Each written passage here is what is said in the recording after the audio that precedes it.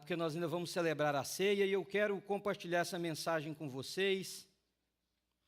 Dizem que as pessoas, elas são feridas durante a sua vida por diversas razões, diferentes lugares, diversos aspectos. A gente fere amigos, fere sem querer, né? Às vezes fala uma coisa que não deve, igual agora, por exemplo. Uma brincadeira tão inocente como a minha, às vezes feriu você, que ficou com inveja, né? Eu peço perdão, falsamente, para você, porque eu estou muito feliz. Mas a gente fere pessoas por diversas razões. Pais ferem filhos, filhos ferem os pais. Pastor fere ovelha, ovelha fere pastor, irmãos de igreja se ferem. Quando, às vezes, maltratam, descuidam, esquecem, fazem uma coisa proposital. Mas dizem os sociólogos e os antropólogos que tem uma ferida que ela é especialmente difícil de ser curada. É o que nós chamamos das feridas religiosas, porque elas são causadas em nome de Deus. Então, eu assisti um documentário pouco tempo atrás, aqui nos Estados Unidos, de um líder religioso que abusou cerca de 40 crianças, usando o pressuposto de que Deus o havia constituído como pai espiritual de muitos filhos. Então, por isso, para ele ser pai de muitos filhos, ele precisava ter muitas mulheres. E ele, sabiamente, não escolheu as de 70, 65, 58. Escolheu as de 19, 20, 22, 24, 16. E quando aquelas crianças foram resgatadas pelo Departamento de Assistência à Família aqui, crianças com traumas profundos. Agora, imagina, deixa sua mente um pouquinho adiante, 10 anos daqui, e alguém conversando com aquela menina de 14, que foi mulher desse homem, à força, e você tentando falar para ela assim, do amor de Deus. Você consegue visualizar essa cena? Dizer assim, Jesus te ama. Ou imagina mais, tem um encontro na sua igreja, e você quer convidar aquela menina para ir ao encontro na sua igreja, um culto, um pequeno grupo, uma reunião de oração, uma celebração coletiva qualquer, você convida aquela menina. Você já parou para pensar um pouquinho o turbilhão de pensamentos? O que passa na cabeça daquela menina, no coração dela? Porque quando você fala igreja para ela, tudo aquilo que ela viveu vai voltar. Quando você fala pastor para ela, tudo aquilo vai voltar. Ela vai ver a cena, ela vai ver o abuso. Então dizem esses estudiosos do relacionamento humano, do comportamento, que essa ferida é especialmente difícil de ser curada, porque o bálsamo precisava vir das mãos do próprio que elas veem como acusador. Como quando a gente pensa uma coisa dessa, qual que é a indagação que vem na nossa mente, que é o título da minha reflexão com vocês? Será que há cura para essas feridas causadas pela religião? Pelos religiosos, como eu, que sou pastor, ou você, porque não olha para mim achando que eu sou o causador de feridas apenas. Eu faço as minhas, você faz as suas. Será que há cura?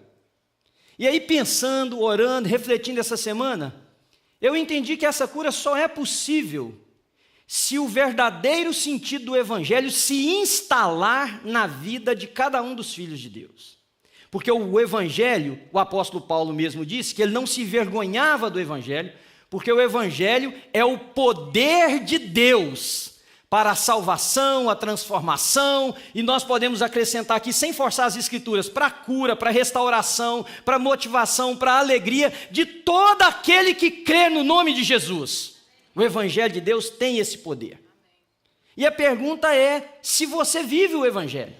O texto sagrado diz assim: entretanto, Paulo escrevendo à igreja em Corinto, entretanto, nisso que lhes vou dizer, não os elogio, pois as reuniões de vocês fazem mais mal do que bem. Em primeiro lugar, eu ouço que quando vocês se reúnem como igreja, há divisões entre vocês. E depois ele vai explicar essas divisões. Uns dizem assim, eu prefiro Paulo, eu prefiro Apolo, eu prefiro Cefas, e tinham alguns que diziam até, eu prefiro Jesus. Então Paulo diz que essa divisão, essas facções, essa fragmentação do corpo de Cristo na preferência pessoal é antagônica ao Evangelho. Porque nenhum de nós é nada, Cristo é tudo em todos nós. E um é o que planta, o outro é o que vem e joga água, o outro é o que cuida, o outro é que dá, que apara, mas quem dá o crescimento é Cristo. E ele explica isso numa linguagem até do corpo humano, dizendo anteriormente, se você ler do versículo 1 em diante, que há uma hierarquia, não no sentido de sobrepujar, mas que o homem é o cabeça da mulher, que Deus é o cabeça de Cristo e Cristo é o cabeça da igreja. Há uma hierarquia mostrada ali. Pois é necessário, versículo 18. Em primeiro lugar, ouço que quando vocês se reúnem como igreja, há divisões entre vocês e até certo ponto eu creio que isto acontece. Pois é necessário que haja divergências entre vocês, para que sejam conhecidos dentre vocês aqueles que são aprovados. Quando vocês se reúnem, não é para comer a ceia do Senhor, porque cada um come sua própria ceia sem esperar pelos outros. Assim, enquanto um fica com fome, outro se embriaga. Poderíamos acrescentar que outro se farta e come demais. Será que vocês não têm casa onde comer e beber? Ou desprezam a igreja de Deus e humilham os que nada têm? Que lhes direi? Eu os elogiarei por isso? Certamente que não. Quase 30 anos que eu sou imigrante aqui nos Estados Unidos. Durante esses quase 30 anos, eu ouvi uma frase que eu vou dizer para vocês agora com várias variações. Tinha que ser brasileiro. Já ouviu essa? Não. Se fosse americano, não faria isso. Falando americano, nós estamos aqui, né? É nosso povo mesmo. Nosso povo não tem jeito. Já ouviram essas frases? Não. Várias vezes eu ouvi. Mas eu ouvi uma outra também. Você viu? Diz que é crente. Está vendo lá? Ó? É crente. É crente que está fazendo isso. Já ouviu essa? Não. Vai na igreja. E o pior é que de vez em quando as pessoas ainda se identificam com a igreja, o que é pior ainda, porque você faz tudo o que você pode para a igreja ter uma conceituação social positiva, aí de repente alguém chuta a jaca e fala, eu sou da igreja tal. É porque entra ali, como você hoje entrou, talvez. Agora eu quero defender esses dois pontos para vocês. Primeiro, gente, explicar para você que gente é gente em qualquer lugar do mundo, em qualquer raça, em qualquer época da história. Está certo que o nosso povo tem alguns tratos culturais um pouquinho complicados mesmo. Mas todo o povo tem. Americano também mente. Alemão rouba. Argentino quebra lei. Árabe também é tarado. Judeu vende a mãe para poder ter um pouquinho mais de dinheiro e por aí vai. Gente é gente. A etnia acrescenta ou ela mascara alguns traços culturais, é verdade. Mas gente é gente por causa do pecado. E aqui está uma prova disso. Lá no início do cristianismo. Uma igreja que Paulo ensinou, que Paulo cuidou, que Paulo doutrinou, cheia de problemas iguaizinhos os que nós temos hoje. A gente diz que brasileiro fofoca. E eu achava que éramos só nós no mundo inteiro, porque eu também não conhecia outro povo. Até o dia que eu fiz amizade com uma senhora americana, velhinha. E ela toda semana me ligava para contar alguma coisa. Manuel, did you see the newspaper? No, I did not. O que é? Você viu lá que fulano foi preso? Não vi não, vou olhar a coluna policial de jornal. Aí um dia eu virei para ela e disse assim, fulana, como é que você sabe dessas coisas? Oh, I heard through the grapevines. Fofoqueira. Americana de nascença. Now, the Americans that are here, forgive me, I'm not saying that all you guys are, just some of you, just like some of us, so we are even. Tem fofoqueiro em todo lugar, gente. Tem não? E o pior, esse negócio de você falar, viu, é crente, é isso, aquilo, nessa igreja, que Paulo, imagina, você pode dizer assim, mas é porque é o pastor Manuel, aí eu dou um desconto. Mas e Paulo? Lá tinha um cara dormindo com a mulher do pai dele. O pai, não sabemos o que virou da mãe do menino, arrumou uma outra mulher. A mãe e o filho tinham um caso. Ô, gente, está parecendo Big Brother Brasil? Tá não? Está parecendo esses negócios que a gente vê falar que acontece hoje. Isso aqui nós estamos falando do primeiro século. Lá tinha gente fofoqueira, tanto fofoqueira que contaram para Paulo, lá na igreja tem grupinho. Uns gostam mais de você. Ah, que legal. Mas tem uns também que gostam mais de Pedro. Tem uns que gostam mais do fulano. Tinha gente que colocava as pessoas umas contra as outras. E as feridas religiosas que eu falei para vocês brotam de comportamentos como esses. Porque elas nascem do coração de gente impenitente. Do coração que não foi alcançado pelo Evangelho. Porque agora, voltando à base do problema da ferida religiosa, e gente é gente em todo lugar no mundo, o problema não é ser gente brasileira, alemã, inglesa, o que for. O problema é ser gente cujo coração não foi totalmente ganhado pelo Senhor Jesus. Porque todo povo, em todo momento da história, tem pessoas boas, honestas, direitas, justas, corretas, cristãs autênticas, e tem gente doida. Quando você acha que, e algumas pessoas me dizem assim, eu vou para uma igreja americana, porque a igreja americana não tem o que tem nas brasileiras. Você vai sair do espeto e cair na brasa. É só porque talvez você não vai ficar sabendo dos bastidores. Gente é gente. E eu vou dizer uma coisa em defesa dos brasileiros. Se você estudar a história da religião, presta atenção no que eu vou te dizer, pode fazer isso. Pegue qualquer bom livro sobre história das religiões, você vai encontrar que, pelo menos na época moderna, não estou falando antigamente, da época moderna e pós-moderna, os maiores e mais absurdos, as absurdas interpretações do Evangelho e as loucuras da religião aconteceram nessa nação. Jim Jones, David Koresh, The Davidian Branch, The Heaven's Gate, tudo aqui. Brasileiro sai um vendendo vassoura, dizendo que é abençoada. Bem, os caras aqui fecham um compound, gente, e vive ali e trava guerra com a polícia.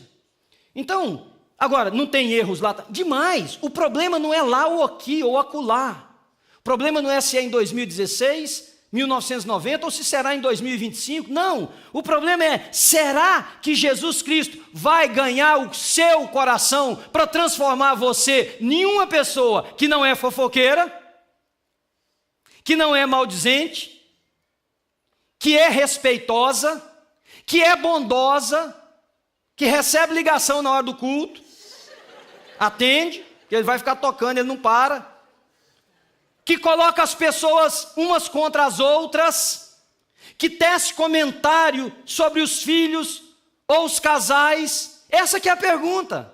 Aliás, a pergunta é mais do que essa. É o seguinte, se gente é gente em qualquer espaço da história, que tipo de gente você é?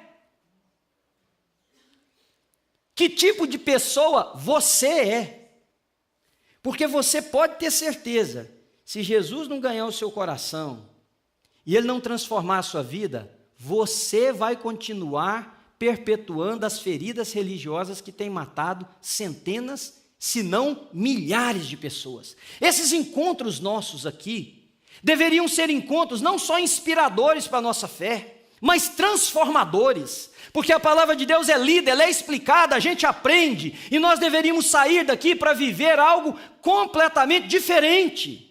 Aliás, isso é conversão. Conversão não é levantar a mão num culto, um louvor bacana, uma música abençoada, suas emoções são tocadas e você levanta a mão e diz assim, eu quero dar minha vida para Jesus. Sim, isso é um primeiro passo, mas isso aí vai se transformar em realidade em cada dia da sua vida. Como que você trata seus amigos, sua mulher? Como que você comenta dos outros? Como que você vive no trabalho? Como que você lida com as suas finanças? É aí que a conversão se mostra. Que tipo de pessoa você é? Por quê? Rapidamente eu quero mostrar para vocês alguns conceitos desse texto. Primeiro lugar, conhecimento religioso. Me ouçam. Conhecimento da religião sem prática, vai promover certamente um coração duro. Conhecimento da religião, sem transformação e prática, vai desembocar num coração duro. Algumas das pessoas mais duras que eu conheço na minha vida são religiosos. É gente que cerra o punho e diz, eu estou fazendo isso para defender a Bíblia, ainda que ele esteja matando o outro. Eu estou fazendo isso para defender a igreja, ainda que ele esteja separando pessoas. Conhece alguém assim? Não. Eu estou fazendo isso para o bem da minha família, ainda que esteja separando amigos.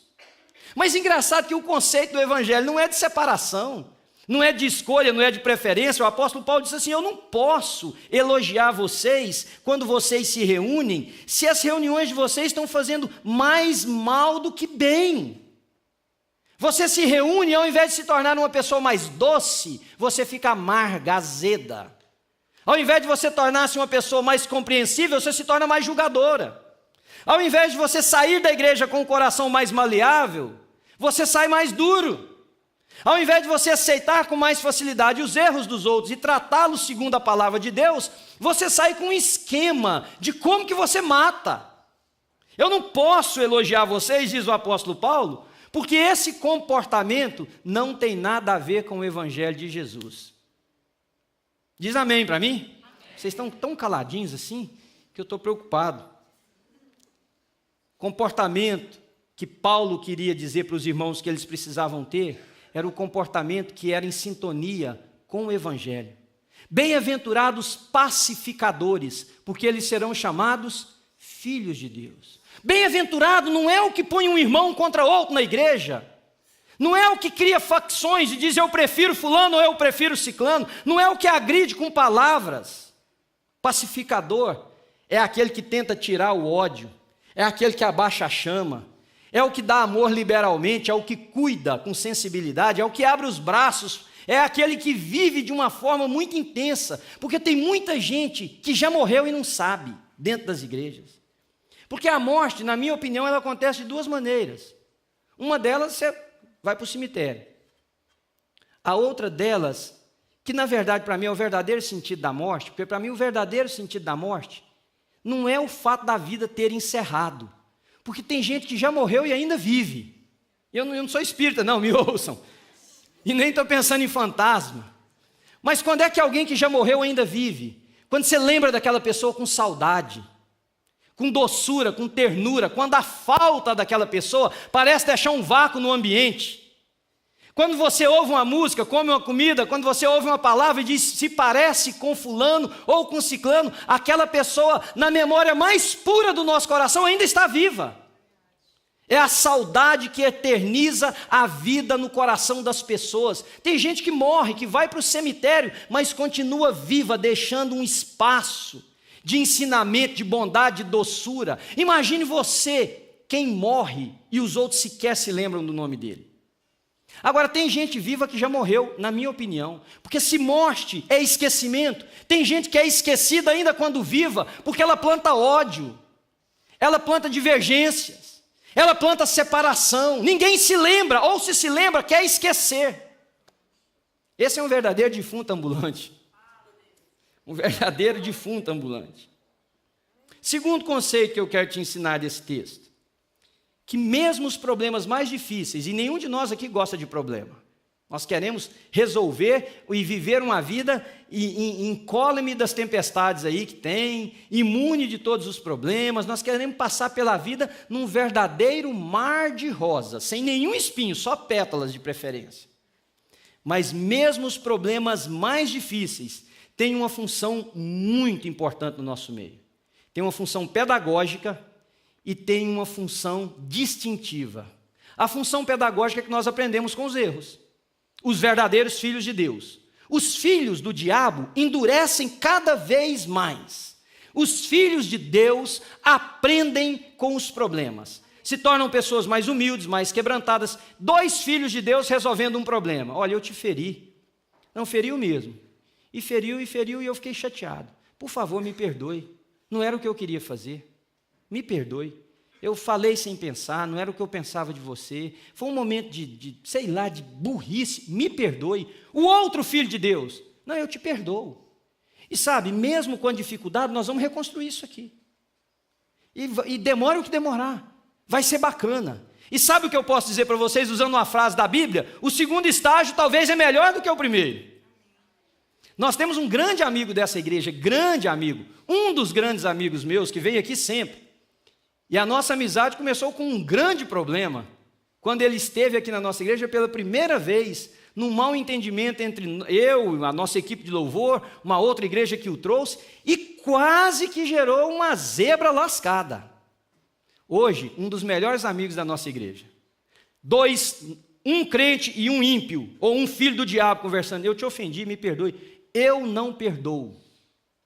Meu pai me ensinou. Deve estar lá no inferno, junto com você, miserável, seu pai. Quando alguém te fere, você não perdoa. Você dá uma chance na vida para a pessoa. Furou? Não tem nem 3 strikes, é um só. Você está fora.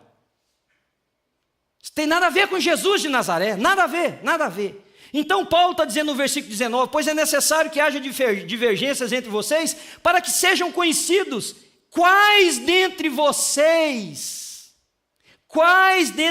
são aprovados. Há um outro texto da Bíblia que diz assim, saíram de nós, mas não eram dos nossos, para que ficasse claro que nunca pertenceram a Jesus, numa paráfrase livre do texto. Então esses problemas que a gente diz assim, está vendo, é crente, está vendo, é meu irmão, está vendo, é aquele pessoal com quem eu andei na igreja, ele pode ser espetacular, se você for filho de Deus, porque aqui, ó, nessa mesa, está o exemplo maior de como se resolve um problema. Porque Deus amou o mundo de tal maneira, amou a mim, amou a você, que não merecíamos, que éramos duros, que éramos agressivos, que pregamos Jesus naquela cruz. Deus nos amou de tal maneira que Ele se reconciliou conosco através do envio do Seu Filho. Para que se eu cresce nele, e Ele ganhasse o meu coração, e a minha vida fosse transformada, eu seria adotado na família de Deus, eleito no número dos filhos de Deus, e viveria com o Senhor para sempre. Então esses problemas de facções, de divisões, não é que aqui tenha eles, vocês sabem, esse lugar aqui é santo, gente. Principalmente essa igreja aqui é pedaço do céu. Não é que aqui crente não fere crente, não é, não. Não é que aqui pastor não erra, irmãos não erram, não. Estes problemas podem nos fazer crescer, amém? Podem nos fazer ser mais parecidos com Jesus.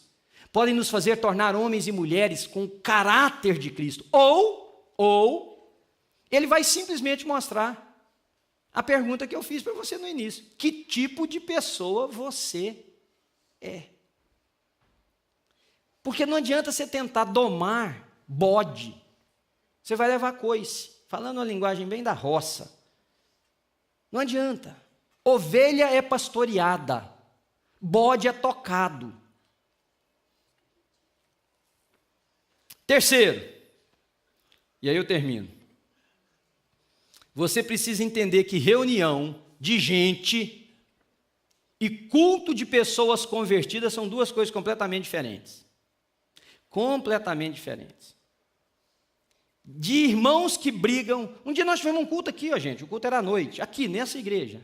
O culto ainda era à noite. Acabou o culto. Lembra que a gente jantava juntos depois do culto? O pessoal desceu para jantar, eu fiquei aqui batendo papo não sei com quem, logo vieram e me chamaram aqui às pressas por essa porta. Tinha 2 irmãos aqui que se a gente não aparta, eles iriam nos socos. Depois do culto? Really? É? E marido e mulher que diz assim, você saiu do culto, já sai desse jeito, encapetada. Então isso é culto, isso é uma sessão espírita. Mas não tem? Tem, gente. Tem. Vocês querem ver uma coisa que parece com isso aqui? Faz um lanche ali embaixo, põe uma mesa e diz assim, gente, na hora que acabar aqui, nós vamos descer e comer. Ou você fica esperto, senão eles pisam em você. Pisam em você.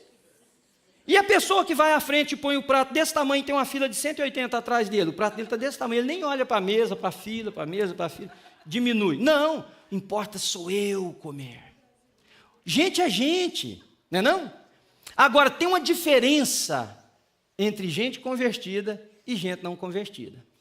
E é isso que Paulo está dizendo aqui. Juntamente com essa ceia, acontecia naquela época uma festa chamada Agapai, festa do amor, onde eles colocavam comida, bebida e o povo celebrava a vida.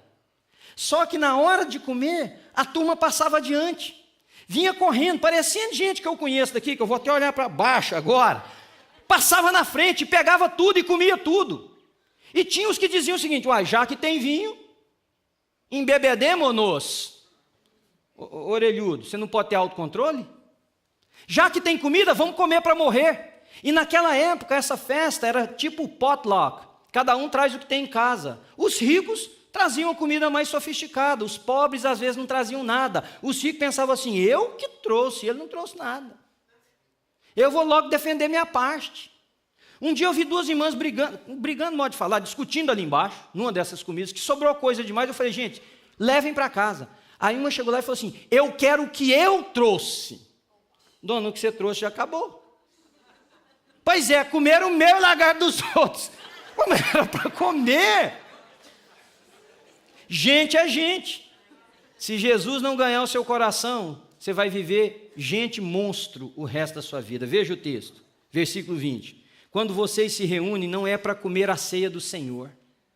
Aí Paulo vai descrevendo. É vergonhoso o que vocês fazem. Vocês comem demais. Vocês brigam pela comida. Vocês se embebedam, enchem a cara com vinho. Vocês não entendem que é uma festa do amor. E amor, mais bem-aventurado é dar do que receber. Amor é que aquele que quer ser o maior, que seja o menor. Amor é aquele que não veio para ser servido, mas para servir. Amor é fazer o bem. Que tipo de pessoa você é? E quando o apóstolo Paulo encerra esse texto, curiosamente ele diz assim, porque o que eu recebi do Senhor também vos entreguei. Porque nós paramos no versículo 22. O versículo 23 começa o texto da ceia. E eu quero fazer uma conclusão aqui para nós cearmos. Se Jesus não ganhar seu coração, a história vai ser marcada por gente com ferida religiosa causada por mim e por você. Se Jesus não trocar a doçura das suas palavras, se Jesus não quebrantar seu coração, se Jesus não botar freio nas nossas ações, se o Evangelho não virar parte de quem nós somos, se o Evangelho não encarnar no pai que cuida dos filhos e da mulher, se o Evangelho não encarnar na mulher que respeita o marido e que ama as pessoas, se o Evangelho não ganhar o coração dos filhos aos pais e dos pais aos filhos, nós causaremos feridas religiosas que vão marcar negativamente as pessoas para sempre. Se o Evangelho não ganhar o nosso coração aqui, para a gente ser mais sensível a quem está do nosso lado, só uma perguntinha, você sabe quem está sentado perto de você? Não pode ser sua mulher, seu marido, seu namorado, não é isso, você entendeu? Quem é essa pessoa? Nós somos um grupo de estranhos, às vezes, o Evangelho nos faz ser do outro, sentir a presença do outro, honrar o outro, cuidar do outro, amar o outro, abençoar o outro, orar pelo outro. Se isso não acontecer, para que a gente saiba perdoar com mais liberalidade, para que a gente saiba ser mais amigo e menos agressivo, para que a gente saiba dizer o seguinte, ninguém é nada, Cristo é tudo, e todos, portanto, são tudo em Cristo, nós vamos causar muitas feridas religiosas. E aí um dia, pode ser que alguns de nós, vai ouvir de Deus as duras palavras que essa igreja ouviu do apóstolo Paulo. Que tipo de pessoa você é? Mas eu quero te dizer uma coisa, não importa o tipo de pessoa que você se identificou, você pode se tornar outra pessoa a partir de hoje. Porque você ouviu o Evangelho de Jesus de Nazaré. E ele pode ganhar uma área da sua vida aí. Amém?